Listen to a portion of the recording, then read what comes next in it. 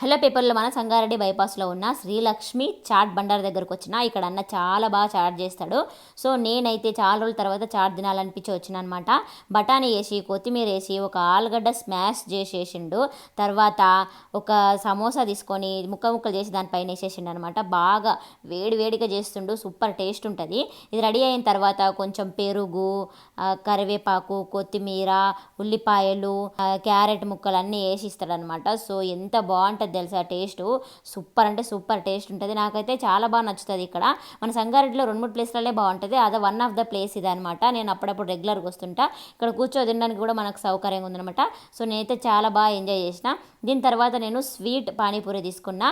ఇంకా అన్ని మసాలాలు వేసేసి స్వీట్ వేసి పెరిగేసి రెడీ చేసి ఇచ్చిండు అనమాట. సో టేస్ట్ అయితే సూపర్ ఉంది. నాకైతే చాలా బాగా నచ్చింది. సో మీలో ఎవరైనా పానీపూరి లవర్స్ ఉంటే కింద కామెంట్ చేయండి. వీడియో నచ్చితే లైక్ చేయండి, షేర్ చేయండి, సబ్స్క్రైబ్ చేసుకోండి. ఓకేనా, బాయ్.